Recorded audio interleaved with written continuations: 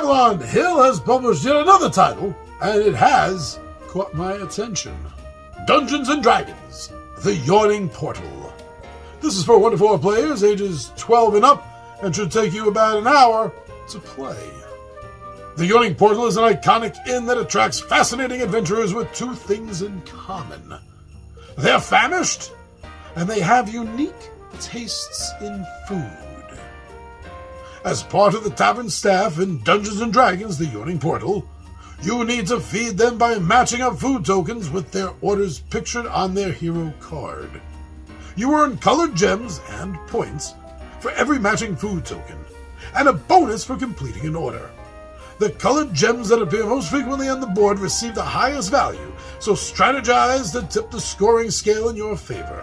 And don't be afraid to use potions to make patrons love your food. Collect more points if you're the first to achieve an objective challenge or earn an endgame bonus. The player with the most points at the end of the game will be declared the winner. Alright, another Dungeons & Dragons game. You know, I'm all for that just to begin with before we even get any deeper into this. I also want to say, though, I know you're not surprised that I'm talking about a Dungeons & Dragons game here. But I'm also going to be bold enough, maybe even unique enough, to say that I don't think that there are enough food service industry board games on the market.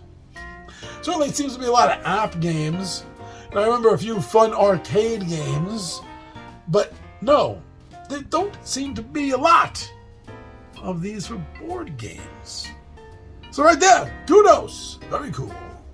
Among the cool things I've heard about this game that's gotten me excited about it is a sense of replayability. Well, you know, this is always good. We're always looking for replayability because then if there's not a sense of that in the game, what are we wasting our money for? We want a game that we can play multiple times, or at least we plan that we should be able to play multiple times. And they have almost 70 different unique D&D characters, adventurers, going through this place that have unique appetites, diets. I think that seems to be a lot. Now, I'm not saying I read this anywhere. I'm not saying I heard this anywhere. This is just off the top of my head. But I'm wondering if more would be available through expansions down the road, or at least through like PDF drops from Avalon Hill. But already 70, just right there, 70. That's a hell of a lot. That is a hugely good chunk to start with. As that publisher blurb was talking about gems as tips, I've also been reading that there is this parts of the game where there are certain color gems, and if you're able to match that up, then that gives you even more. That's going to explode your points even more, which made me think of some of the Candy Crush style games that I see my wife playing all the time.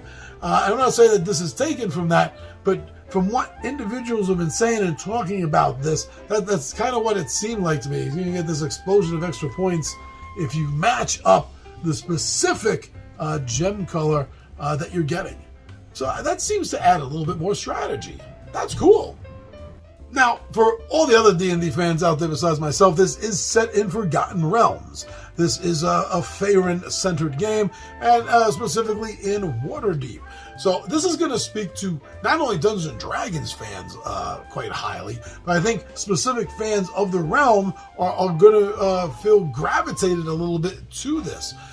It's one of the most iconic 5e locations in Dungeons & Dragons right now. So of course, why shouldn't there be more games based around this?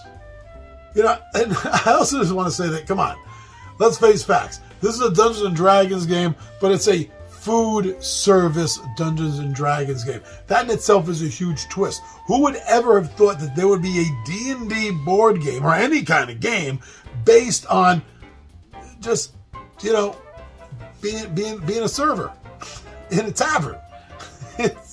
You would never have thought that in a million years, I don't think. So that is a great and fun twist. If you're a fan of Dungeons & Dragons game, Avalon Hill games, food service industry games, then then listen, go get more information, watch some playthroughs, make up your own damn mind. Don't listen to me or anyone else as far as being influenced go, but get that information about Avalon Hill's game, and I think that when you do, you're going to find Dungeons & Dragons, the Yawning Portal is at least on your radar if you don't rush to get it on your shelf.